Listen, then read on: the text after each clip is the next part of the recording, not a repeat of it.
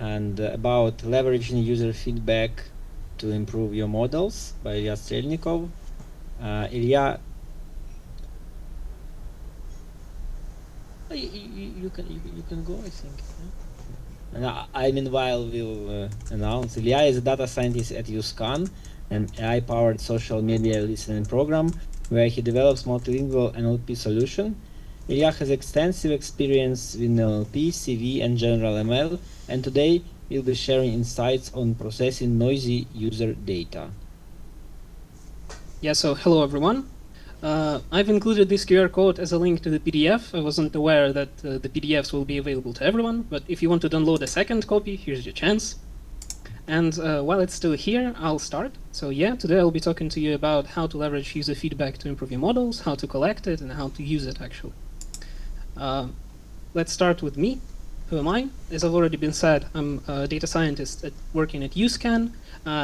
And if you want to reach out, here's my email address and Telegram. I'll also be here for the complete duration of the event. So the rest of today and tomorrow, come up and say hi. I myself might not be very socially active, but you can make me. And a lot of the things that I'll be talking to you about today is based on my experience and data that I work with in YouScan. So let's set the scene a bit. What is YouScan? We are a social media company, social media listening company. Like, long story short, we give users an ability to look for, collect, and analyze a lot of data that's being posted on social media. We cover more than 500,000 different media resources, like starting with obvious ones like Facebook, Instagram, Twitter, and ending with like some obscure Telegram channels, blogs, or forums. We also analyze a lot of data every day, like more than 500 million data points. And there are two main like YouScan specific terms I'll be referring to today. The first one is a topic. Topic is just a combination of a search query, filters, and all of the data that's being collected into this topic using this. So in this example, we would be looking for all posts coming from Ukraine, data mentioning Coca-Cola with all of these different like ways to write it.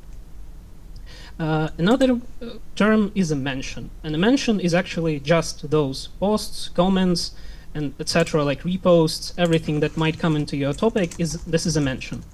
It might be slightly hard to see here on the slides, but in this example, the Coca-Cola, Coke, like Coke here, they are all written in bold, and this is the part of the text that's being matched to your search query, and we will refer to these as objects. And as I've said, we not only collect this data, we'll analyze it. So we have a lot of image-related analysis tools like OCR, logo detection, and a bunch of others that are not being shown here. We have a lot of text features. So for example, here in this text, we found that an aspect of taste was mentioned, but in a neutral context. It's talking about like a broad subject of food and a specific one of drinks. And this is a comparison and word of mouth. Word of mouth means that this is a like genuine user-generated content and not some promotion or article or like an article in a newspaper or something like that. And we also, of course, detect sentiment. But not only just sentiment, it's an object-oriented sentiment. Previously today it was mentioned as an entity-specific sentiment. We call it object-oriented sentiment. But the main difference is that if you're looking at this particular sentence, like Coca-Cola is way better than Pepsi, with no affiliation to any of the companies, then there is like no tonality here. It's pretty neutral. But if you're Coca-Cola, then for you this is a very positive mention, and if you're Pepsi, this is a very negative mention. So using this service as a basis, let's try to look for ways how we can collect user feedback and use it. We'll start with ways of collecting feedback. The first one is like extremely old, extremely easy. Almost any website already has some kind of feedback form or contact us page, and they can give you an easy and quick, broad estimate of how users are happy with your product or with your particular feature, but you cannot really like directly use it. And if you try to make those surveys or feedback forms more specific, an already low response rate will just fall off the cliff. Moving on, the next one that is actually being used quite a lot is in-app support chat, like those small speech bubbles that might appear on the bottom right of your screen, like contact us, tell us, we'll help you. And it's very valuable of notifying you of immediate problems with your product. Like, for example, the user has seen something go bad, they will tell you about it. One of the use cases is maybe somehow you've deployed a model that passed all the tests, but somehow broke production and none of your metrics like caught that. People will tell you about this. But there is no control about what people will tell you about this. And it might be just too broad, like once again.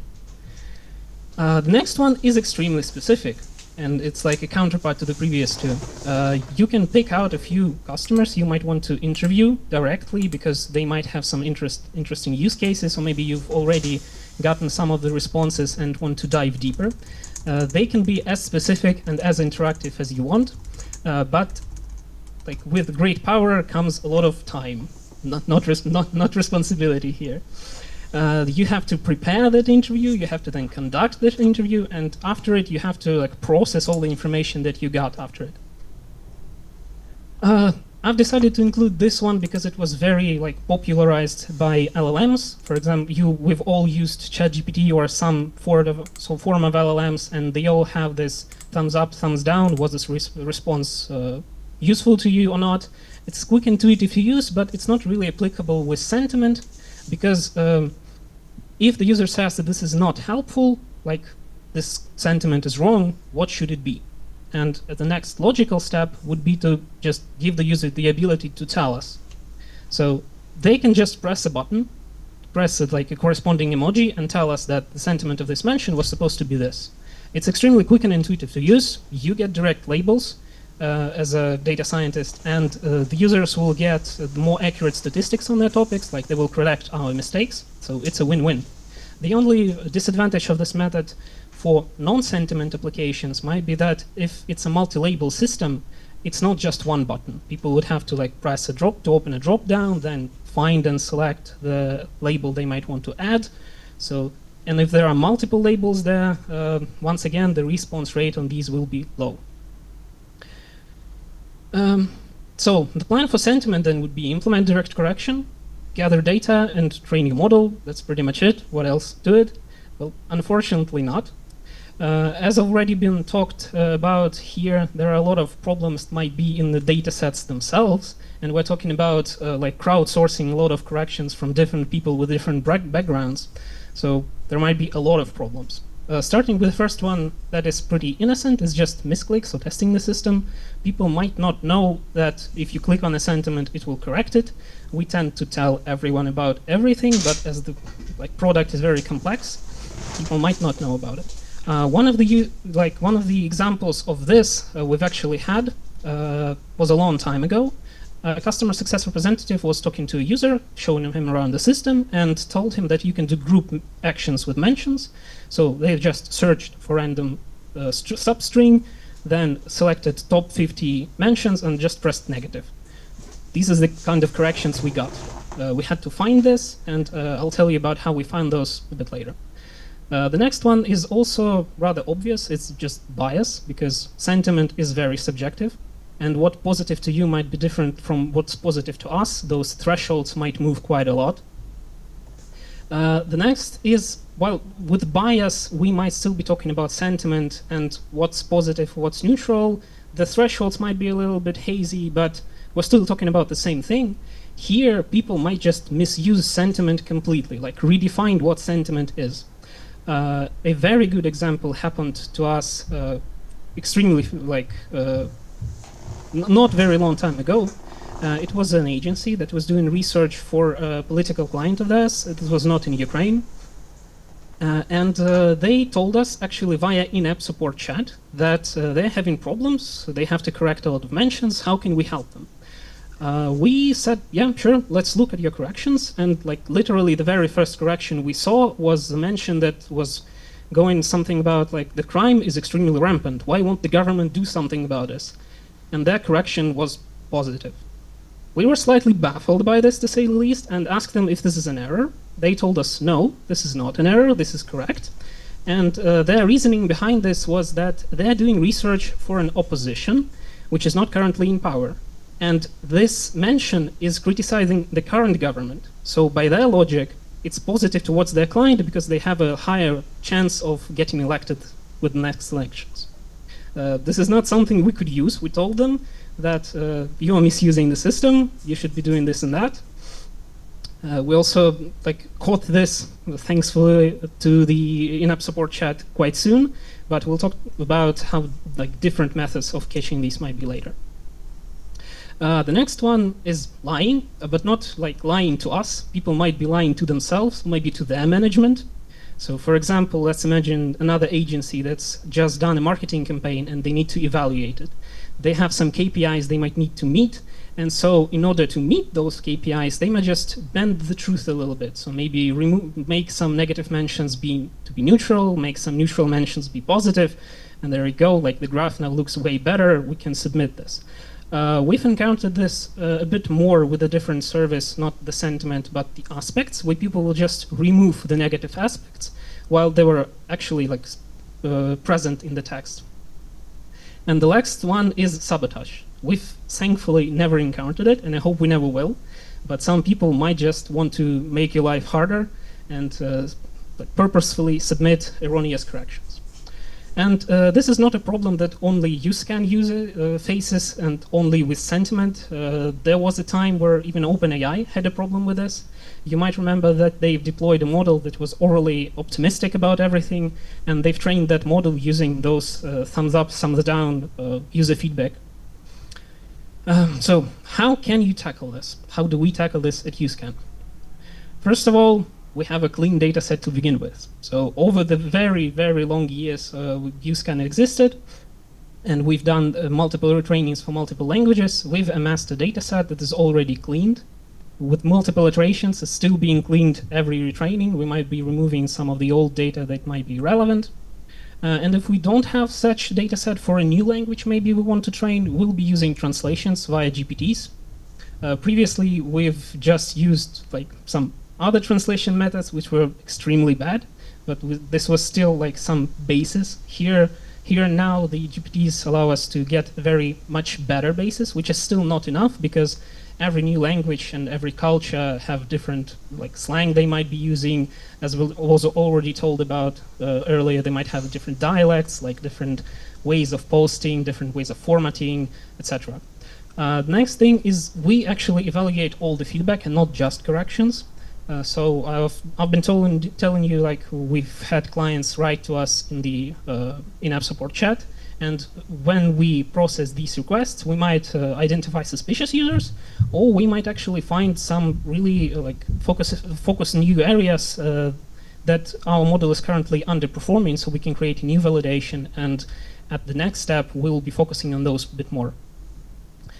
Next thing, after we have already collected our all data for the next retraining, the first step would be to statistically flag all the topics that look suspicious.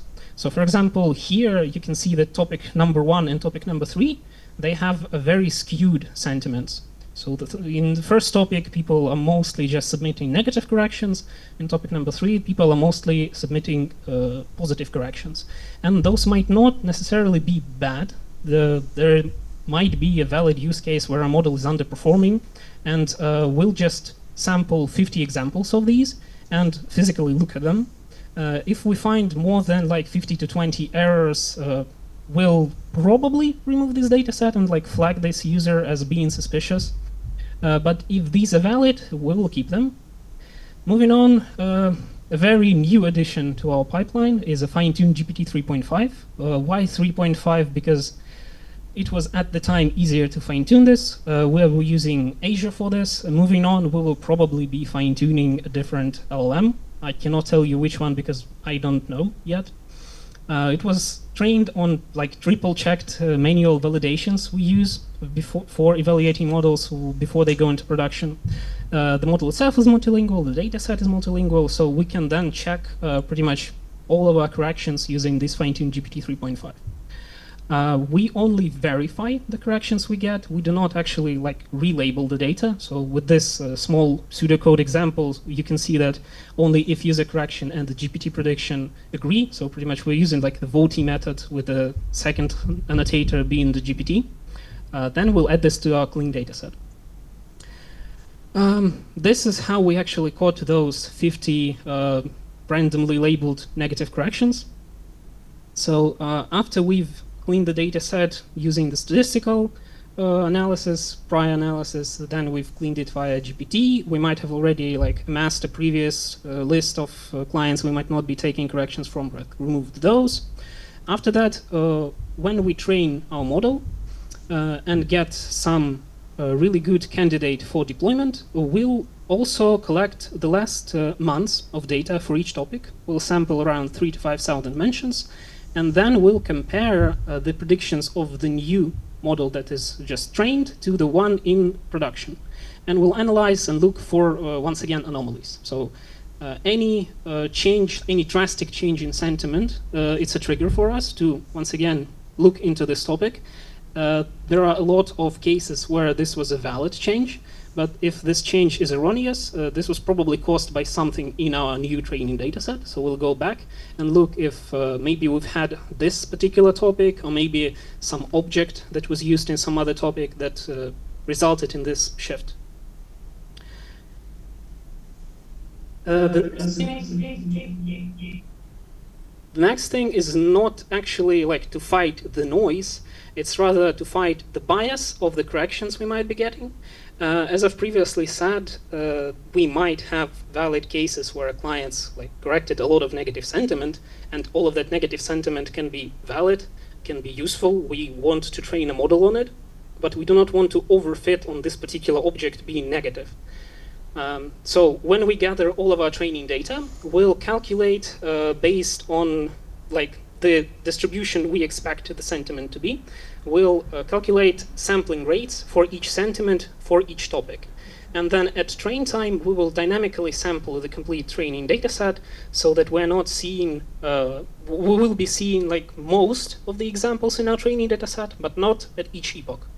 And this actually helps a lot. And this worked a lot better than just having like weighted losses.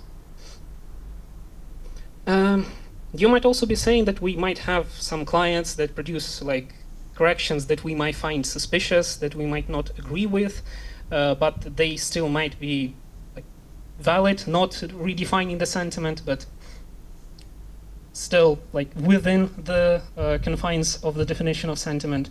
And for those clients, we might train small adaptations of our main network. So while fine-tuning a completely new network would not be feasible, fine-tuning a small adaptation is. And we've started with fine-tuning different classification heads, but then at some point we've tried fine-tuning different embeddings instead, which worked surprisingly a little bit, but better. It provided us with a bit more flexibility. Why I think it is because we're making a lot of changes at the very beginning of the model, so it might give us more parameters that we might change and more ways that we might change the distribution of the sentiment that's being predicted. The next logical step would be to move to some kind of LoRa's, or maybe we will completely skip that and move on to fine-tuning small language models. Who knows? You might be asking, like, is that it? Are we not using some fancy losses? Are we not using some optimization techniques? There is a whole section on Papered with Code dedicated specifically to learning with noisy labels, which is pretty much the task we are currently facing. There are 143 pages, 20 benchmarks, 16 datasets, and we're not using any of that. Why is that? The very sad answer is that we've tried using several of them before, and they did not really work for us. So they either made the performance worse, they kept it the same, or the improvement was such minuscule that this was not worth the effort. It was actually could be explained by just like switching some of the random states at the either initialization or maybe sampling during training, etc. But I did not want to just tell you about this. I wanted to show you this with examples and with metrics. So let's set up an experiment. And this is not a complete research. This is just one small experiment. We'll be using only corrections for one language, for Ukrainian, and we will only be using corrections. So no prior data set that was cleaned, no GPT 3.5 that can help us like filter out bad things, no prior knowledge about the clients, nothing. Only this data set, and we'll try a few learning with noisy label approaches. Let's look at the data we gathered. There are like almost 820,000 corrections for the past 3 years, coming from more than 5,000 topics. The distribution is heavily skewed. It has a very long tail. So only like top 4% of the topics have 80% of the data. And if we look at the distribution of sentiment we got, this is pretty much like normal distribution we might see in topics. Sometimes the amount of positive might be a bit lower, sometimes the amount of neutral can be a bit higher. In some of political topics we might have a lot more negative. But this is a normal distribution, not in the sense that it's a bell curve, but it's a common distribution we come across when we look at any topic in our data set. What's interesting is that 46% of these corrections have the same sentiment that was already predicted by the model. This was due to some clients like not trusting anything made by machine, and they dedicate a lot of resources, time, people to actually recheck everything, no matter what, no matter how good any model is. And this resulted in a lot of this data being just verification of our existing models. Also, if we look at the distributions of sentiments with relation to the original sentiment and the corrected sentiment, we can see that negative mentions are more likely to be corrected to neutral, while positive mentions are more likely to be just confirmed being positive. This can be caused by two things. First, maybe our models were not just that great, or the second one, maybe this is the case I was talking about, where people might just remove some of the negativity that they don't want to see. We'll also be using a holdout validation dataset that was manually labeled. Like, this is the only data we will be using that was previously acquired before this experiment. It has around 4,000 mentions. It has around 1,000 different objects, and as you can see from the distribution, it is quite heavily biased towards neutrality. So when we evaluate, we will be seeing a lot of neutral mentions being misclassified as negative and positive. This is expected, and it also contains a lot of hard edge cases. Let's look at a couple of those. So in this example, this was an article that's talking about BlaBlaCar and how the service is awful. It's not responding to any complaints. It might also soon to cease to exist pretty soon. And at the very bottom, while scraping the data, another part of the article got scraped as well, which says, read also, Raketa Delivery Service has started operating in Rivne. And with the object being Raketa Delivery Service, then this mention would be positive. One might argue that it should be negative, but it's definitely, negative, sorry. It should be neutral, but definitely not negative. Another counterexample is a mention where a person is saying that he has noticed quite a lot of good positive shifts in Ukroposhta, like the service got a lot better, they've added notifications via SMS and Viber, etc. And at the very end, he says, considering the growing greed of Nova Poshta, I'm trying to switch to Ukroposhta. So with our object being Nova Poshta, this is extremely negative for us. He's complaining about us raising the prices, and he's also switching to another client. Let's train a baseline. In retrospect, I understand that my choice of the model was not very good, but this is what I went with because, first of all, it was already trained on sentiment, and the second one is that it's rather small because it's a distilbert. We'll be using the stratified 90-to-10 split. We're using all of our trained data. We'll be training for 5 epochs with early stopping, and it is actually stopping at the fifth epoch. And instead of the already existing head for this model, we'll only be using the encoder part and replacing that head with the head we've created at YouScan. This is nothing extremely special, but it did provide a noticeable boost in our performance. Instead of using an existing pooling layer in BERT, or maybe using the CLS token, if we have an object in the text, we will be using pooling from the tokens that surround the text. So for example, here Coca-Cola would be object, and we will place a special token before and special token after. We'll be pooling from both of those into our classifier that will be producing the logits of our prediction. And let's look at our baseline. It's not looking very good. It's not extremely bad as well. Looking at the other other papers that were shown today, the sentiment is rather hard thing, and sentiment on social media data is harder. But this, we can improve this, and you do not have to like remember all of these metrics. I'll be showing you and highlighting things that I think are important. So how can we improve this?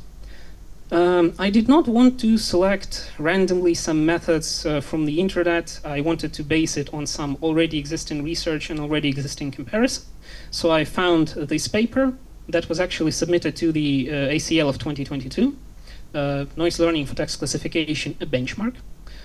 In their paper, they've taken 4 data sets. Actually, one of those data sets was created for this paper. So they've taken Chinese Centicorp and cleaned it heavily. They found a lot of noise in it, and they cleaned it and created a golden Chinese Centicorp.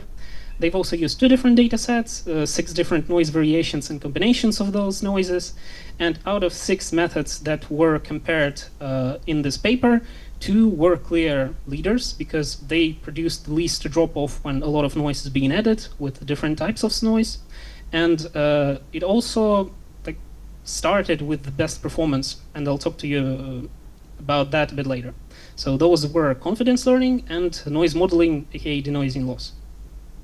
Confidence learning, the main idea behind this is that if you take your training data set, train a model on that, and then take out of sample predictions on the same data set with that model, you can then construct a conjoint probability matrix of labels being swapped between one another. So in their examples, they really like to use that there is the labels of fox and dog for image classification can be swapped with a higher probability of like fox and cow. And using that metrics, you can then calculate label scores for each example in your training data and use that to filter out noise, and you'll be left with clean data.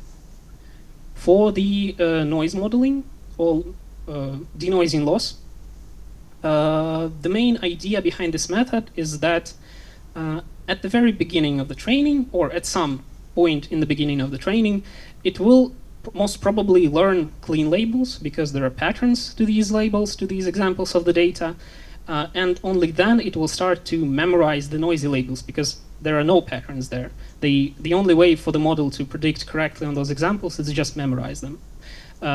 If you find this particular moment in time in training and then fit a beta mixture model on the loss values of the examples to separate the labels that are clean from the labels that are noisy, you can then use the predictions of this beta mixture model to produce like a probability of a particular example being noise, and then train not only your main classifier, but also in addition to your model that will only be used during training, which should produce the noisy label. There are 2 main hyperparameters here, which is just the beta weighing factor, like a coefficient, and the epoch, or like a moment in training where you fit your beta mixture model. Regarding their results and the choice of these methods, I don't think like you can completely trust these because first thing is that they've used different architectures for comparing of each methods. For co-teaching plus, and JoCore, I think they say they've used feed-forward neural network, CNN, and BERT. Like they've tried a combination of every backbone for every method, and they are not showing which one they are comparing to in the like final table. For denoising loss, they've only used LSTMs.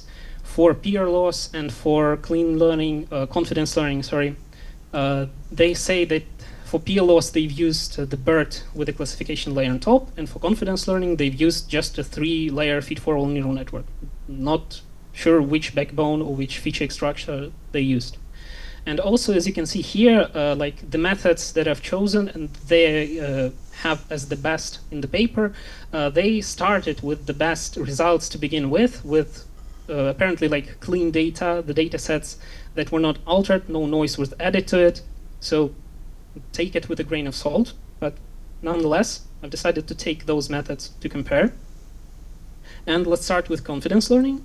As I've said, you need out-of-sample predictions to get and construct that matrix. So I've trained on 5 folds, and both surprisingly and unsurprisingly, the macro F scores of overall sentiments were pretty much the same in all folds, like with slight variations. Why it's unsurprising? Because we haven't made that many changes, but then again, for our baseline, we've used a 90 to 10 split. Here we will be using the 80 to 20 split. So we're removing 10% of the data in each of these, and the average performance does not suffer a significant loss here.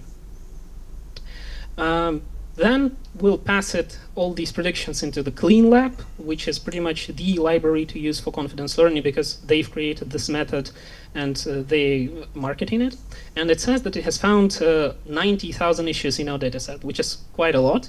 But if we look at the distribution of label scores it gave us, it says it has chosen a threshold of 0.35, and it does not look like particularly separating the two parts. There is like a plateau here.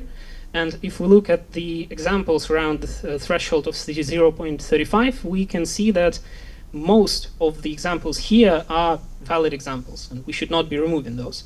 If we go lower, at 0.05, we start seeing quite a lot of actual detections of noisy labels, but we're still seeing examples that should not be removed. Like the second example is rather negative for bold. If we go even lower and go to a threshold of 1,000, the density of the examples of actual detections of noisy labels becomes very high. So let's use the threshold instead of the default one. And look at the data we will be removing. So we now have only a bit less than 4,000 labels, or 4,000 training examples we'll be removing. And what's interesting, we will be completely removing data from 87 topics. They've started with a lot, like less amount of corrections than any other topic. So this is expected because some of these only had like 1 or 2. But we'll compare it to the next example later, and we'll see quite a big difference. If we look at the distribution of data we will be removing, it is quite clearly just an inverse of the distribution of our training data set. So maybe the model was just not really good at predicting negative, and all those like detections of the confidence learning are just false detections. And the results we get is that F1 score remained pretty much the same. So as we've seen previously, we can just remove 10% of the data and the performance will not degrade very much. We suffered a small loss in negative recall, and we are now more likely to confuse negative with positive, but we are less likely to confuse positive with negative, which is a little bit better, but overall I would say that this is not something like we would normally use, because I would say that this is a net negative gain. And the reason for this, not only because we are removing just a lot of negative data, we're also still removing valid negative data. So if we look at the thresholds that are as low as like 0.000376, we still can find examples that are valid and that should be kept in our training data set, not removed. So moving for the second one, the denoising loss. For that, I've chosen to fit the beta mixture model after the first epoch and use a beta of 0.6, because in their original paper they were fine-tuning, I think, CNNs from scratch, and they've chosen the 9th epoch, but since we're training only for 5, I've chosen the very first point after the model has seen the complete training data set. The beta 0.6 beta was used because, once again, it was one of the starting values in our original paper, and I wanted to see like where we go from there. The distribution of predictions for our beta mixture model does not really look really good. But if we look at the distribution of the predictions in our training data set, we can see that there's a very significant bump at the very far right, and let's zoom in on that. So if we zoom in even closer, we can see that there are a lot of mentions that are being identified as noise with very, very high confidence. And now for this method, we have detected 19,000 mentions that are supposed to be noisy. And this method only completely covers data from 11 topics. So while confidence learning with almost like 4 times less data covered 87, this will only cover 11. If we look at the distribution of the sentiments here, we can see that we are now removing even more negative mentions. Well, no, not particularly removing, but classifying them as noise and not using them to train the main classifier as much. And wouldn't you guess it, if we apply this method, we get an even bigger hit to our negative recall and a slight hit to our F1 macro score.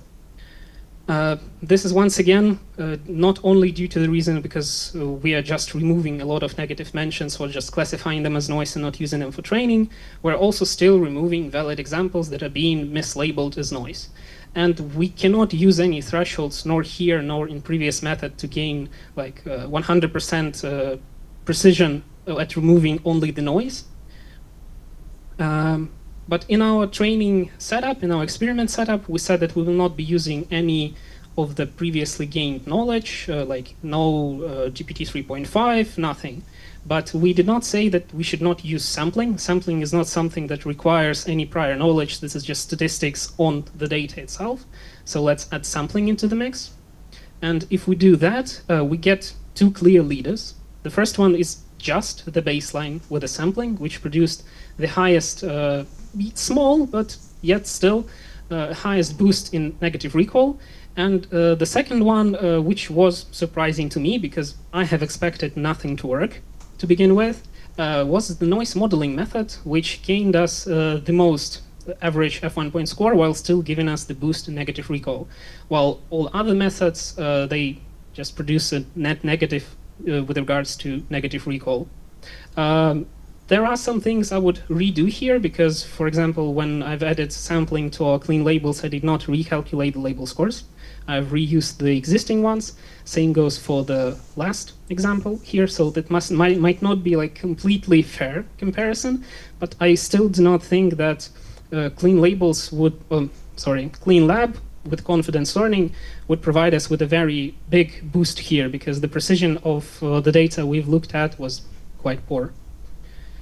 And to summarize the complete talk, feedback loops are awesome. You should be using them, but you should, first of all, implement them in a way that users will actually have an incentive to use those.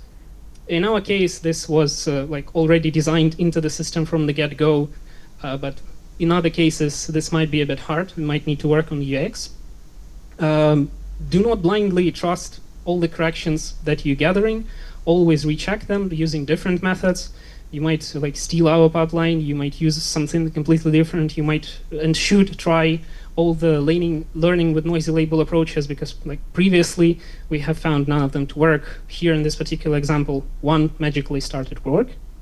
And starting with a curated clean data set is always beneficial. You should always get some data to start with and only then add the corrections of the users. And as the last point, if it is applicable, if it is feasible for you, always try to do per user modifications because they're still your users. You still want to provide good service to them. And with that, that's it. Thank you for your attention. Let's go to the questions.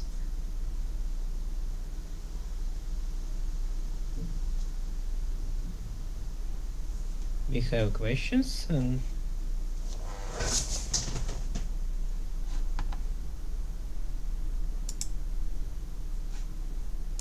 So first question on data reannotation. Are there data samples that keep getting a different label at each reannotation cycle? If yes, have you considered excluding such samples? Data reannotation as regards to like with our validations that I've said that are double-checked and triple-checked, we did. But the harsh truth is that the model will still see those examples in the wild, while it might slightly like decrease maybe the robustness of the validation dataset. We still wanted to include them.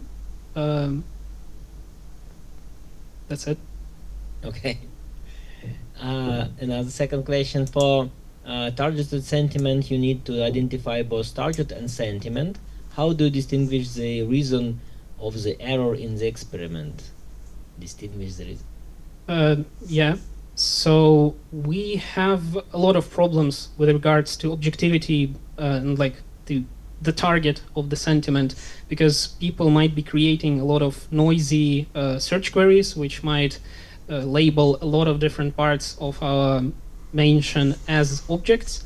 We do not really separate the errors that are due to the target or due to the sentiment, because we have to work with any data and when any search query the user passes to us. When we're analyzing our training dataset, we might look into the distribution of sentiments per object. As I've said, we might sample those. Some of the objects we might just remove straight up because we do not want to train on those objects. There might be some political things. We still need to work with this data, but some of the objects like have an inherent sentiment attached to them. Okay. And last question, how often do you replace a specific production model for retuning or retraining if you check its current state every month? So I would like to tell you that there is a specific like pipeline, specific amount of time that needs to pass before each retraining, but there isn't. We are not an extremely big team inside YouScan. There are only like 3 people that are actively working on sentiment, or not sentiment, on NLP, and there are quite a lot of features as I've listed. Like there are a lot more others that I have not. So we do this. We try to do this every year because we have a lot of languages we need to train on and like a lot of services.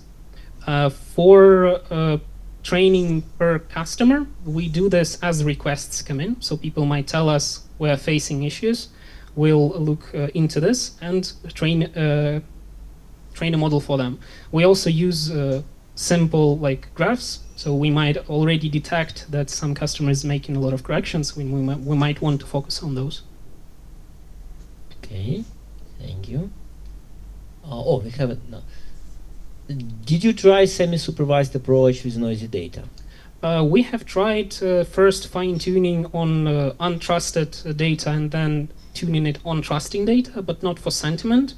I do not quite remember which service this was, and it works, but for sentiment we have the pipeline that I've described.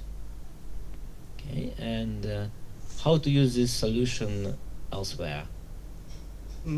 I am not sure because I do not know your use case. Okay, maybe you can tell about some limitations where you obviously cannot use it or something. The main limitation to the way of collecting corrections, as I've previously said, is that the users need to be incentivized to use it. In our case, they need the correct statistics, so they will look through mentions, and like we also have this mention stream where people see all the mentions as our main screen, so people will be seeing those, and it's extremely easy to correct mentions. You do not have to like do multiple clicks, go through menus, etc. It's just single button per mention. We also, as I've said, have group operations that might be slightly misused. But for example, for image recognition and image labels, like detecting there are people, there are a male, female, a child, a car on the image, we do not get a lot of corrections for those because people would first have to click on the image to see all the labels. Then they would need to go into the correction menu for that and then like select or remove the labels appropriately. So if it's hard for the user to do, it's not applicable. You have to make it as easy for the user as possible. Okay, thank you. And last question, how do you deal with the new versions of the models? Like the new base models, which are coming, the anonymous might ask the second question, but if we're talking about the models that are coming out, like the modern BERT, etc., we're always try to use the best base model we can for the particular language or for the particular set of languages, because some of our models are multilingual. When we have the time, when the time for the training comes, we look through all the available new models, new sort of approaches, etc., and try to incorporate as many of those as we can in our time frame. Okay, thank you. Then I think we can. 1, 2, 3. Okay. Thank you. Thank you.